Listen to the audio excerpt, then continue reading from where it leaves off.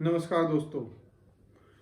3 million world में corona cases 3 million का आंकड़ा पार कर चुके हैं और भारत में ये आंकड़ा 26,000 पार कर चुका है।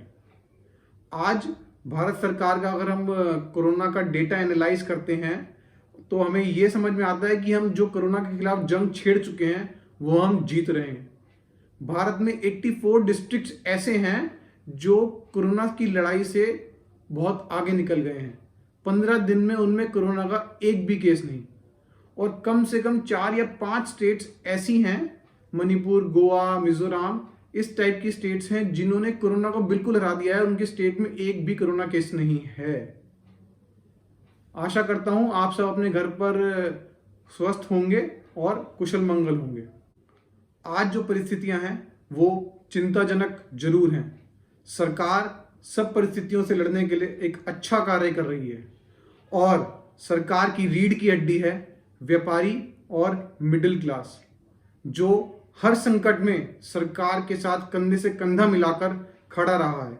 इस कोरोना संकट में भी सरकार की हर मदद करने में सक्षम भी रहा है। लेकिन कोरोना को जब हम हरा देंगे तब इस वर्ग के लिए बहुत कठिन समय आने वाला है। जानते हैं कैसे?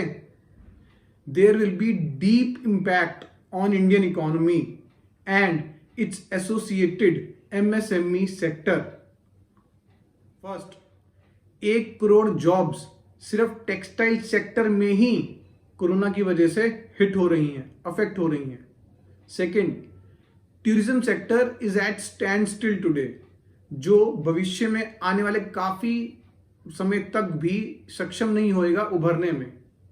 29 लाख जॉब्स एविएशन सेक्टर, सिर्फ एविएशन सेक्टर में हिट हो रही हैं।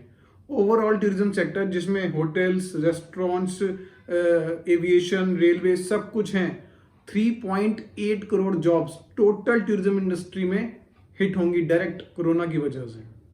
थर्ड, रियल एस्टेट सेक्टर को बहुत बड़ी मार पड़ी है।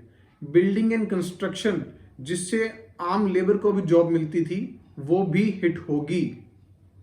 Fourth, banking sector. Banking sector के अंदर एनपीएस बढ़ने की स्थिति आ रही है। लोग लोन नहीं दे पाएंगे अपने वापसी, बड़ी बड़ी कंपनीज लोन नहीं पे कर पाएंगी, तो भविष्य में बैंक्स भी कमजोर हो सकते हैं। Banking sector will also bear the Brunt. Fifth main sector, automobile sector and its associated related manufacturing part units will also bear the hit. अब लोग सबसे पहले सिर्फ अपने भोजन का प्रबंध करेंगे, लग्जरी आइटम्स की तो बाद में सोचेंगे। तो आगे भविष्य के अंदर अगर ये समस्या बढ़ती है तो जो नॉर्मल वर्किंग सेक्टर्स हैं, जैसे आईटी सेक्टर आज नॉर्मल फंक्शनिंग वर्क कर रहा है और कुछ जो लोग घर पे बैठ के वर्क फ्रॉम होम कर रहे हैं, वो भी हिट हो सकते हैं। उसका रीजन क्या है? उसका रीजन ये है कि मोर और less each and every sector is interrelated to each other. It's a economic circle. अब आगे क्या सॉल्यूशन है? आज मिडिल क्लास घर पर बैठा है, लेकिन आगे भविष्य में व्यापार की स्थिति, सब सेक्टर्स की स्थिति चिंताजनक ही दिख रही है। तो अगर भारत सरकार ने व्यापार की तरफ से और मिडिल क्लास को राहत नहीं दी तो देश की रीढ़ की हड्डी भविष्य में कमजोर हो सकती है। क्यों?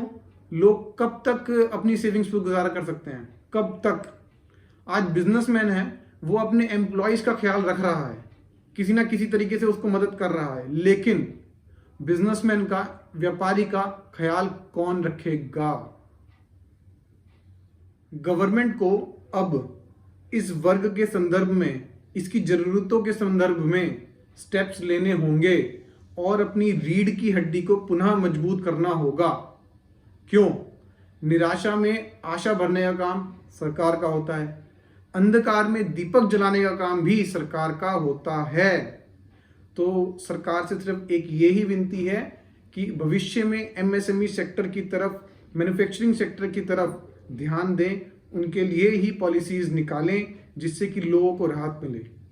और मेरी आप सबसे भी यही विनती है कि अगर आपको मेरी बात अच्छी लगी है तो इसको आगे से आगे तक पहुंचाएं, जिससे कि ये लोगों में अवेयरनेस क्रिएट करे, सरकार तक पहुंचे, सरकार जल्दी से जल्दी कोई अच्छा फैसला ले। लेकिन वी विल टुगेदर डिफीट कोविड-19। धन्यवाद।